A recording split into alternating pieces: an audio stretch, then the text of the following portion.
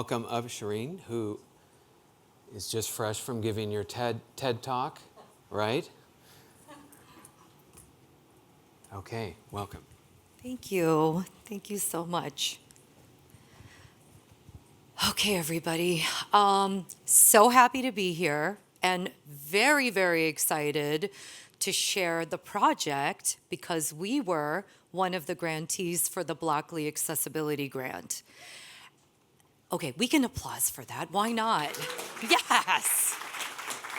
Yes.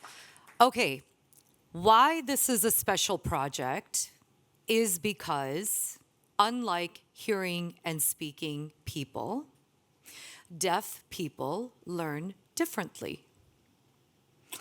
And the specific target population for this are the people that rely on sign language as their primary mode of communication. So we're building out a glossary, a Blockly-based glossary that gives full explanations of each block in American Sign Language. Isn't that amazing? Okay. But what's more amazing that I want to share with all of you is that for those of you that have developed platforms, this is going to be open source. So you as well can utilize that glossary and embed it into what you have created. So super excited. So I'm going to share with you a little background. Definitely you're going to learn more than what you came in with this, and so that's thrilling. I'm going to give you context and the whole process of how things are done and the beauty of creating greater access, because at the end of the day, it really is about upward mobility. It's societal mobility. So I'm the founder of Deaf Kids Code, which is a national outreach nonprofit organization that promotes technology, computer science, engineering, AI, and design thinking to students who are deaf. I started the organization 10 years ago because I am the mother of a son who was born into that population. And I started it because I panicked, because I didn't know what his ability to participate in society would look like. So based on the first principle that the digital age is the great equalizer, and unlike previous generations that had barriers to participation and access to our world, the digital age equalizes that. And that's why this mission, why this is because of that. So we've worked with over 17,000 students in over 65 locations across the country and in parts of the world, providing free, no-cost education, immersive learning experiences.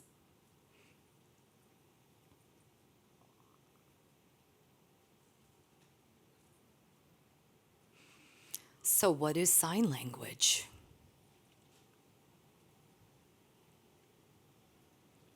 It's a system of communication using visual gestures, signs, as used by deaf people. So you can see that there is an alphabet, and then there are signs. Okay, now you're going to learn something interesting. So you're not going to finger spell everything you have to say. You're not going to say, my name is, you're not going to spell an entire sentence when you communicate.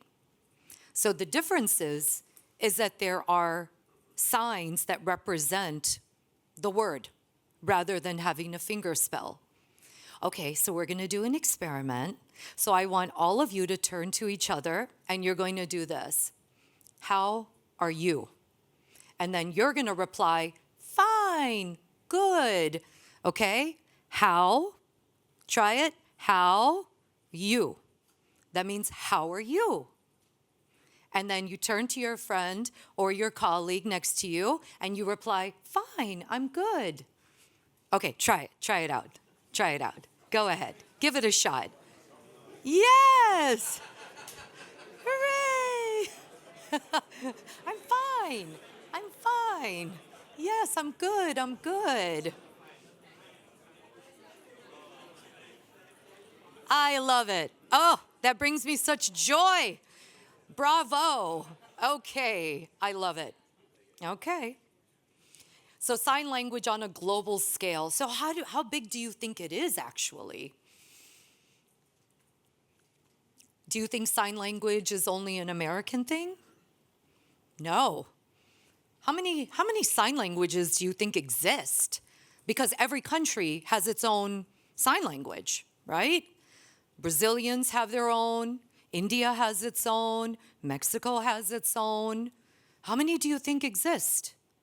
There are over 300 noted sign languages that exist in the world currently. 300.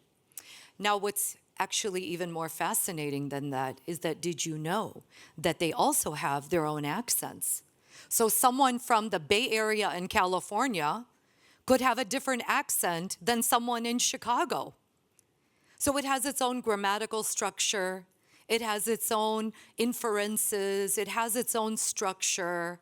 So like how you had done, how are you?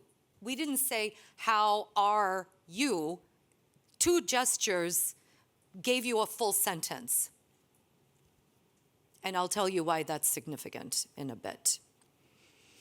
But yeah, this is an interesting little diagram that shows you the reach of ASL, or a dialect derived from ASL. ASL means American Sign Language.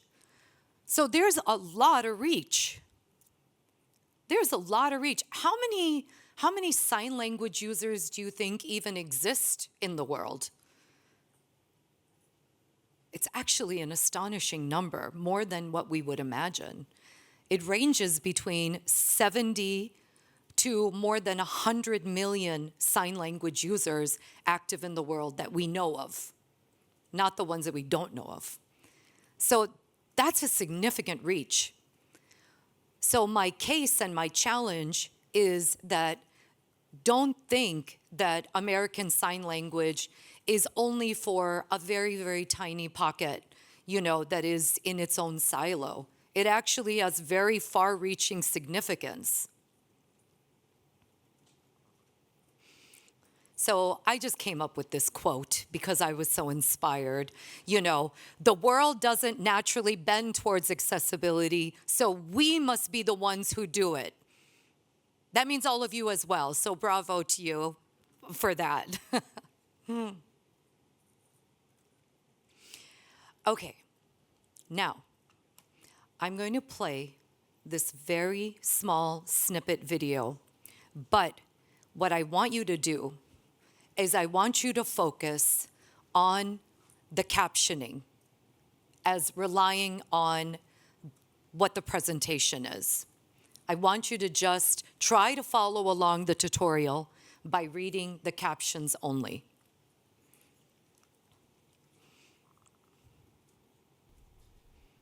Another name that is important is the block's name. This name should be unique across all of Blockly. To avoid collisions, it is customary to prefix a block's name with its category. If there are multiple rows of fields, one may wish to change the alignment of the fields. In this case, all the fields are left aligned. Okay. Were you able to read and see the tutorial simultaneously? No, you weren't. You were not able to do that unless you had like some really special multi-cognitive superpower. But yeah, you cannot read this while the cursor is moving around, you have multiple things going on at once, and you're expected to learn new material like that. I'm not even deaf and I can't do it. Now imagine where English may not be even your first language. So there's even a slight lapse in the processing delay. So you're having to, and imagine that maybe, you are hard of hearing. Maybe you do rely on some auditory, but you still have a processing delay. So you're being given a tutorial and you're having to follow a cursor. By the time your eye shifts up to see what just happened, it had already moved on. So this is a lesson of why applying universal design to any of your educational materials and tutorials is very, very important. The method is that you talk, and then you stop talking, and then you show. Or you show, pause, and then tell what that was. It's just good practice anyways. I mean, if you think about it, in the US, there's something between 49 to 60 million adults don't read past a 6th grade level. So even on a processing information level, it's good to go at a more steady pace. Never assume somebody learns the way you teach. Always try to be mindful with how information is presented. And that also goes into the use of vocabulary. Always ask yourself that when you're creating PDFs and you're creating curriculum, you should be asking yourself, or adding new blocks with fancy titles and names, you should be asking yourself, are people even going to understand that word? Or are you only deriving that word from your own lived experiences and, your colleagues that may be highly educated and have higher level vocabulary? The whole goal of Blockly, from my perspective, what makes it such a beautiful and incredible tool is because for most of our students, that is the first entry point into the world of any of this computer science technology. What is the story behind a computer game or an app that you use? Blockly is the first experience that our students have. They may have never seen any such thing. They may not even know the word algorithm or command sequence. It's usually our organization that is a segue point for that. Hence the glossary is so important. So the steps involved in making something that is deaf-centered and friendly it requires a team. It requires a multitude of expertise. And not just like somebody who is deaf is necessarily an expert. We're talking like higher level expertise. Someone that understands the visual perspective, someone that may have linguistics expertise, all of these things. So I want you to meet one of our partners in making this.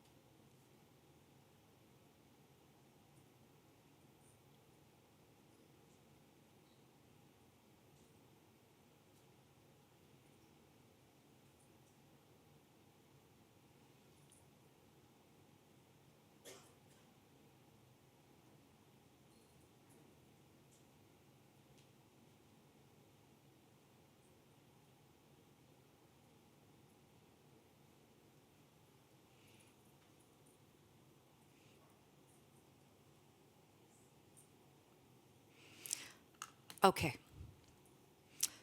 So what's really interesting also is that when you are taking a script, so say that we were looking at Blockly glossary and we were reading definitions. So you have that script, but that doesn't apply to something that is going to be presented in American Sign Language. because sign language is different than spoken English. So what you have to do is you have to convert the written English script into a form that's called gloss. And gloss is basically like, how we said, how are you? But we didn't have the R, right? A-R-E. We didn't do that. We just said, how are you? So if you're writing a gloss script, it would say, how you. See?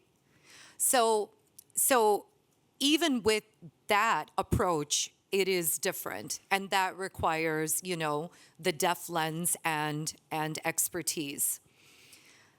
And also, because the world is so rapidly advancing, we don't even have signs that exist for a lot of modern technology, like technology vocabulary. Like we're catching up. But so if we were to, for example, create a sign for one of your blocks or something that is now becoming a more common mainstream terminology, it would require a big process. We would have to have subject matter experts within the deaf community. We would have linguists. We would have to get people from different parts of the country. And we would all have to deliberate and come to a consensus of what would be the appropriate sign that is agnostic of having an accent, a regional accent, so to speak. Okay. So I'm going to give you a little sample of what we're making.